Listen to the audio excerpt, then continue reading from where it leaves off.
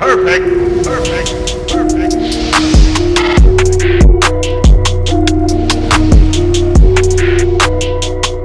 What is going on, everyone? I go by RB, and this is Philly Take with RB. Now, if you are a Sixers fan out there and you missed the NBA season, well, I'm going to need you to go ahead and smash that like button. And if you're new to the channel and want to stay updated on some great Philly content, well, go ahead and hit that subscribe. We're closing in on 500 subs. I appreciate all of you guys. Let's keep grinding. So today, we have the first NBA draft video for the Sixers. I'm really excited about these. I think the Sixers are going to need to hit in a lot of areas on this draft. I think it will be key for this team. So we're going to be doing this a lot in the upcoming months. Let me know if you like this kind of content. And before we, get started and dive right into this video, I think it's important to realize that we can't be exactly sure where the Sixers are going to pick or what picks they're going to have until the season is ended. As of right now, I think the Sixers are projected to have a first-round pick in that range of like 2021. And we're also supposed to have, I think, 3 second-round picks. But we can't be exactly sure until it is finalized. I do believe that decision will be coming within a couple weeks. I think the NBA season will shut down, but we'll see what happens. And once that happens, we'll get a lot more into the specifics, especially when we know who is going to pick where. With that being said, the first prospect that I want to take a look at who I think would be a great pick for the Sixers around that 20 range is Aaron Nesmith. Now, a little background on Nesmith. He is a small forward from Vanderbilt. He just finished up his sophomore season. A good place with Jerry Stackhouse. Vanderbilt leading by 1. He stands at 6'6", 213 pounds with a 6'10" wingspan. He plays the 3, and I think he can also play the 2 as well. And from watching, the initial film on this guy, I think he can get it done on both sides of the ball. He's more like a 3-and-D player as of right now. But from what I'm seeing and what I'm hearing, this dude can be a solid pick that will translate to the NBA. So Nesmith played in 14 games this season for the Commodores. He actually was teammates with Darius Garland last year, who went to the Cavaliers. So he got to play with him, and this year he kind of took over the helm. They went 8-6 in the games that Nesmith played. But as all Sixers picks or Sixers, potential picks seem to have in common, he sustained a season-ending injury. So he had a foot injury back in January. The details weren't really specified, but apparently it was more than likely a stress fracture in his foot. Some reports have said that it is serious. Some have said that it really isn't that serious, but they said he's healing well, so I think that's good to keep in mind. And without Nesmith, the Commodores actually ended up going 3-15 for the rest of the season. You can see that he's had a huge impact on his teammates. The kid is smart. From my first look, he seems like a high IQ type of player. He actually comes from a smart family. His brother attends and plays basketball at Harvard. He also had mutual interest in Harvard, almost ended up going there before coming to Vanderbilt. And, the initial look at the film, this guy is a good 3-and-D type of player. He spaces the floor. House and the Vanderbilt staff made. At halftime, Saban Lee starts the second half. He gets open. Halfway done first half. They move it to the corner. This is guy. He is able to shoot the ball so well. Like, I'm hearing that he could possibly be one of the best shooters in this draft. He's a sharp shooter. He gets open. He can shoot off balance. He can shoot contested. Has 9. Nesmith over Francis. He can shoot off the dribble. Sides out of the deal. No. Step back, Nesmith. He's excellent at catch and shoot. He has been awesome so far. Nesmith, a look from straight away. This dude is going to open a lot of eyes, and I think what makes him so impressive is his work ethic. I've heard a lot about how this dude trains. I think Philadelphia values athletes who continue to look for ways to get better and continue to improve on their game, and he fits right in. Now, in his freshman year, he actually did not play that well. He shot 33.7 from deep. 33.7% from the three-point range. And this year, before he got injured, he was shooting 52.2%. 15% jump from one year to the next. This dude, he's just going to keep developing and keep getting better. He's young.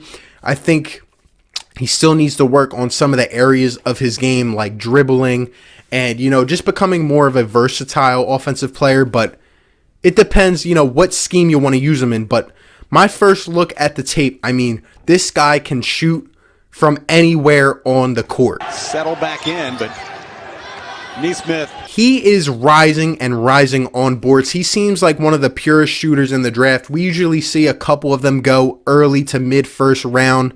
And especially with a dude like him who's 213 pounds, he won't really be back down on the floor as like, a JJ Redick type. Like, this dude can shoot, and he's also going to handle himself on the defensive side of the ball as well. Looking at his shot form, it looks really well for a college player. I'm not going to lie. It looks really good.